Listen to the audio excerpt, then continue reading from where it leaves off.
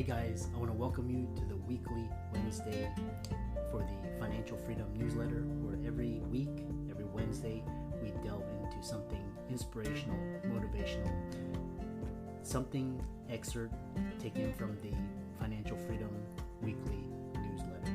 Wherever you are, if you're listening on Spotify, on iTunes, Google, be sure to click the like, subscribe, share, comment.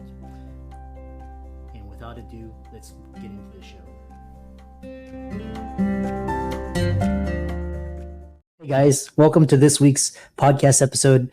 I'm really excited about today's guest. She is Lena Nebel, and she's the COO of BFG Financial Advisors. So today's talk is going to be all about financial planning for Emptynesters, navigating finances as a couple. She's going to talk about resiliency and thriving as a female in a male-dominated industry, and I'm really excited to have her on the show. So, Lena, welcome. Thank you. Thank you for having me. I appreciate it. Yeah. Tell people your backstory, how you got started, what you do now, and we'll dive right into it. Sure, that'd be great. So I've actually always been in the financial services industry. I formed the first investment club with my college, which was fantastic. And I noticed, looking back, I noticed that I was the only female that was in the investment club and that would go to the exchanges and everything. And then when I got, my first internship and started working, I really noticed the lack of visibility that females had, which is why now I'm making a concerted effort to, whether it's involved in different mentorship activities and everything for young women, to kind of talk about having those different careers in the financial industry. But I've always been in this field. I love it. I interned with a stockbroker, so I got to see kind of the Wolf of Wall Street environment, realized that was not for me. And then I eventually started working for a financial planning firm, and I got to see all aspects of planning. And I know you cover a lot of that in your podcast, just through different types of strategies, whether it's tax or estate or real estate, and all of that appealed to me. So, right now, our firm is based right outside Baltimore, Maryland. There's about 20 of us. I'm one of the owners of the firm.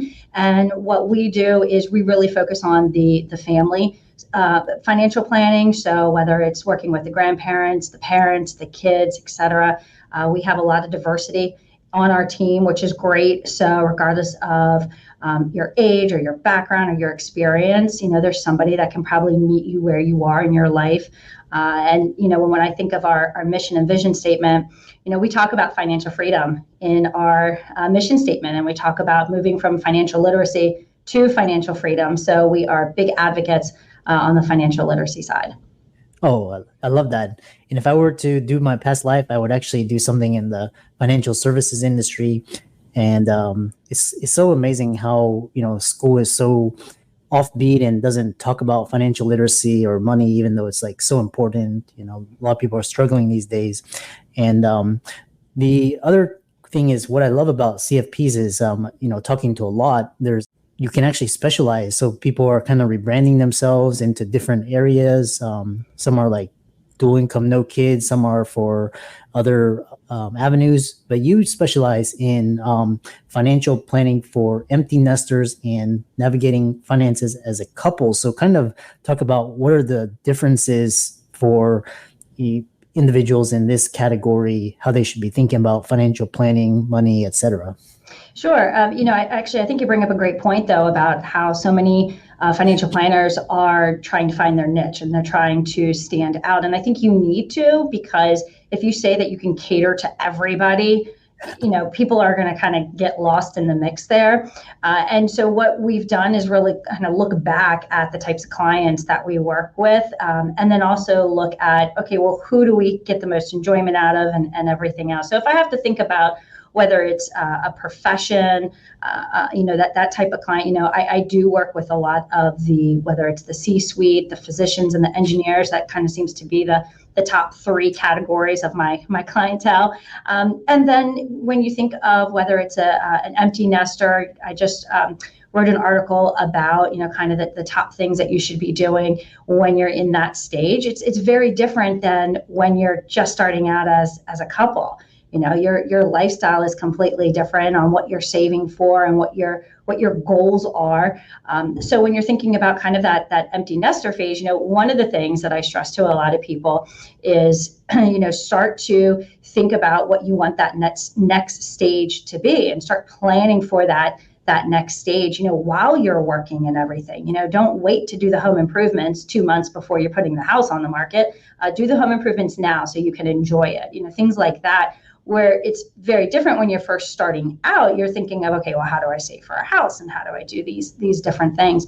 And that's why I like, with BFG, we basically have what I would say 2 lines of service. We have kind of the financial planning for all, where if I have to think of, kind of the physician lifestyle, think about where you were, right out of medical school and everything, versus where you are now, right? So financial planning for all, we'd be able to, kind of help those individuals in dealing with whether it's the student loan debt or evaluating job options and everything, compared to, you're 30 years into the profession, you've built a great practice and everything, a lot of savings. Okay, so on the private wealth side, these are now the different things that you have to think about. So it's nice to being able to have those areas, whether it's with me or a member on our team, to be able to kind of cover the gamut of somebody's of their lifestyle. And I get to the point to where I realize I'm one of the older advisors now, so I have more life experience than I thought I'd have. Yeah, I love that. So I kind of break it down, before marriage, as a couple, and then after the kids move out. So what conversations should couples have before they get married? There's actually quite a bit of conversation that they should be having surrounding finances. I always make the joke when my husband and I, actually first when we got married, that's when, I think it was like a week after we got married, I said, okay, it's time to start applying for life insurance and let's get our estate plan done. And he's like, whoa. And I'm like, these are the things that we have to do. But before you get engaged, I would say that the main conversations that you need to have is getting comfortable in talking about your finances, talking about what does your debt look like? How do you spend? How much do you make? Do you have these types of benefits? Like, what's important to you? And there's a lot of behaviors when we're in our 20s that we can easily adjust later in life. But when you're in your 50s, it's kind of hard to adjust it at that point. But to be able to have that conversation, it's surprising to know how many of my friends, my peers, really don't know how to look at their bank accounts, because their partner is the one handling that. The money goes in and they just use the card. And so being able to have those conversations in your 20s, that's crucial. And then I shouldn't say just in your 20s, but as a couple just starting out. And then when you're obviously starting to plan that life, what does that life look like? Are we comfortable living in the city, or are we comfortable living in the suburbs? Because obviously the quality of life is going to change, the standard of living is going to be different, and how we're going to pay for these items, the mortgage, et cetera. So by starting the conversation in the beginning, obviously a lot of people these days, they move in together before they get married, which is a great starting point of, other than the argument over the dishes and things like that, but it gets you used to, okay, we're going to spend together, right? We're sharing in the rent and the utilities, et cetera. But what people then do is one of them tends to buy the house and they're not yet married. So we talk to those individuals about not necessarily putting together a prenup, because that still has, kind of it's a bad word right before you get married, but talking about the importance of having some type of legal document surrounding that house. If one person has that house in their name and they end up breaking up, because it does happen, but somebody has been putting payments to the mortgage, or they've been putting payments towards whether it's home improvements and things like that, how do I get my money back? Okay, so having those types of conversations are difficult, but they're important to have.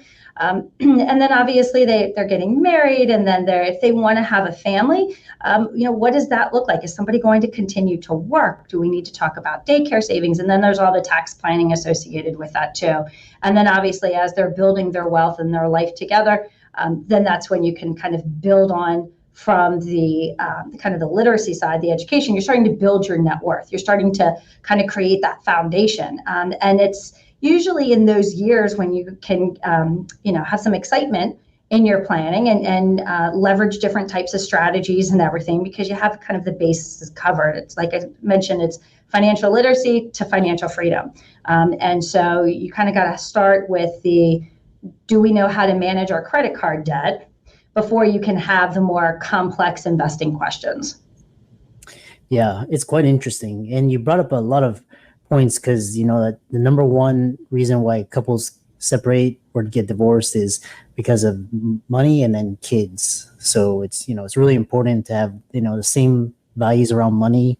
And what's curious is, I had another CFP on my podcast and he focused on dual income, no kids. Mm-hmm. But now I'm actually seeing a new trend among Gen Z millennials where they are electing not to get married. They don't want to get married, but they want to, they want to have a partner or whatnot. So how does that change? Because, the reasoning is like your divorce rate is over 50% and it's most likely, and then you're going to lose over half your assets. So why take that financial risk? What are your thoughts on that? That's a great question. And it's an interesting trend that's been happening. And I think a lot of it has to do with kind of their upbringing. They may have, more than likely, they've come from that divorced family and they just don't want to experience that, quite honestly.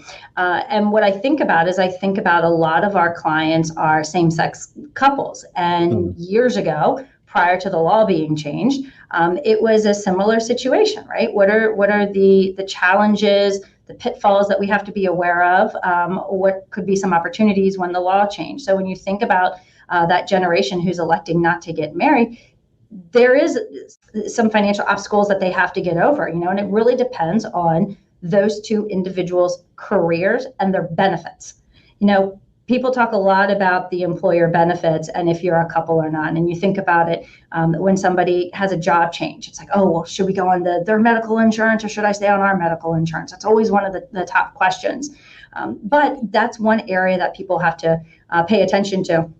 There's also a lot of rules, as you're aware of, regarding spousal beneficiaries on different types of retirement accounts. Spousal beneficiaries are more friendly than the non-spousal beneficiaries. So having to understand what all of those rules are and being able to minimize that type of tax impact should somebody pass away. And then, of course, outside of just the normal different types of health benefits and everything, there's then Social Security claiming strategies that you can use. So it's a different type of planning because you're not able to do certain strategies. It doesn't make one better than the other. As I always tell clients, there's the financial answer for everything, and then there's the comfort decision.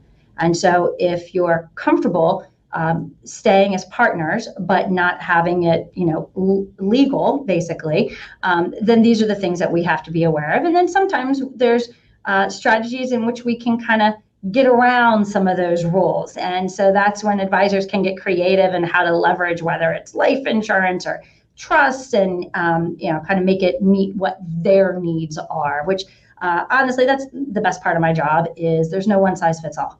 It's you're customizing somebody's path, somebody's goals and everything, or their plan to meet those goals.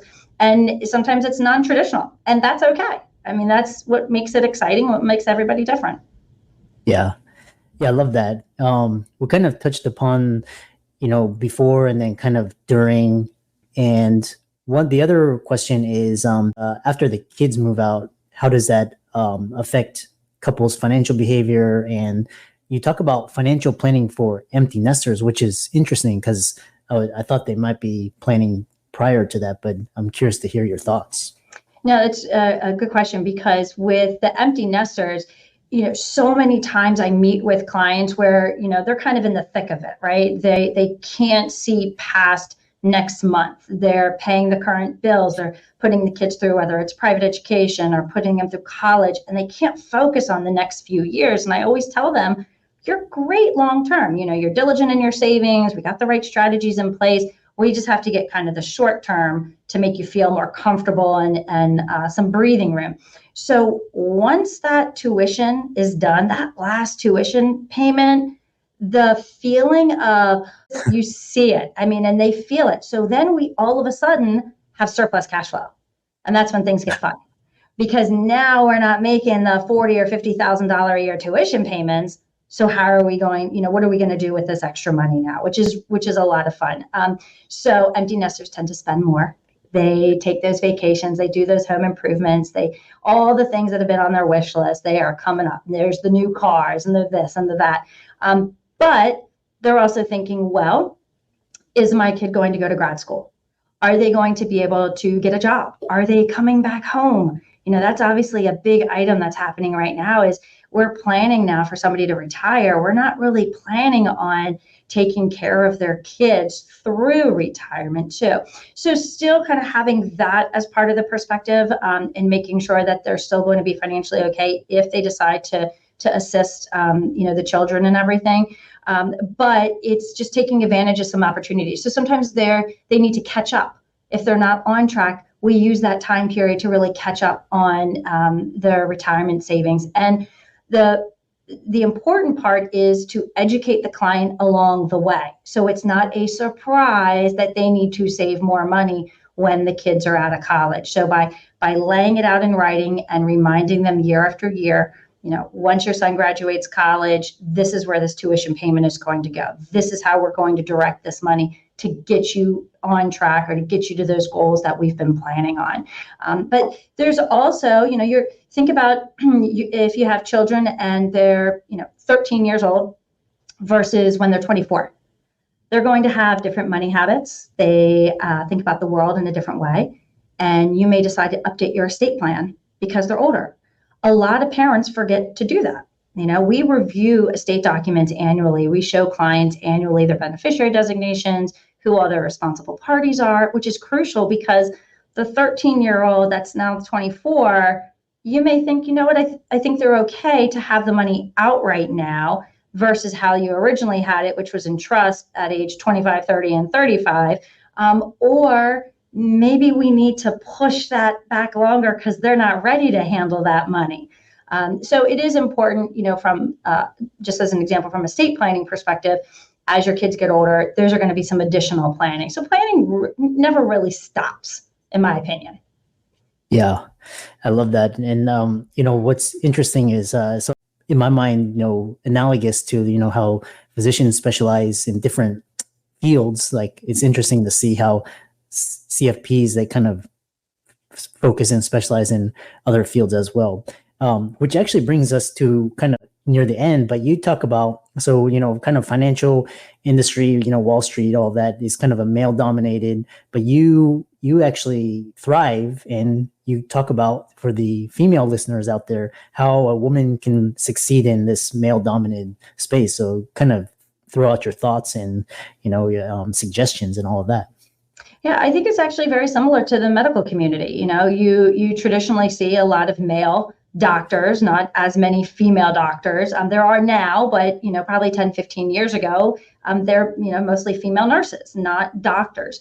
And so the same is true in the financial industry. And we are very fortunate to be part of a very supportive team and creating a very diverse team, in that we have won awards over the past couple of years regarding the empowering women in the financial services field, whether it's through advocacy, mentorship, et cetera. And the piece of advice that I have for any type of females out there who are getting into an industry that tends to be a little bit more male dominated, find an ally, find a mentor. And the ally and the mentor, they don't have to be female. I have, one of my best allies is a male. He's our CEO, Eric Brotman. And, sometimes you need those male allies to help open the door, and it's up to you to determine, to show, this is why I deserve to be in this room. This is why I deserve to sit at the table. But having the mentorship opportunities, finding the allies is crucial, and then giving it back, being an ally for others and being a mentor for others, because our culture has not changed from that perspective. When I think about getting in the industry over 20 years ago, it's gotten better, but we still have a long way to go to make some changes. So I'm happy to have the opportunity to speak on podcasts like this and others, to talk about, why it's so important to have some more diversity within this field. Yeah. And I think, that's why we need trailblazers such as yourself, kind of people doing things on the cutting edge, coming onto this podcast, getting the word out, raising awareness, and kind of changing the narrative, challenging the narrative. How can people contact you, follow you, reach out to you, etc.? Sure. The best place is just right on our website, BFGFA.com. And from there, you can see our team and then all of our different social media links and everything as well. Yeah. And I really enjoyed this conversation, just getting different perspectives, and all of Lena's resources will be in the links and show notes. Be sure to check all of her social media links, website, etc. And with that, thanks so much for coming onto the podcast. Thank you for having me. I really appreciate it.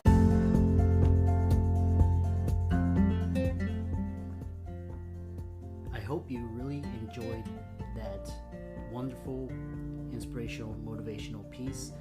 Again, wherever you are listening, if you liked it, be sure to like, comment, share, subscribe. We're on everywhere: Spotify, iTunes, Google, Amazon, Audible.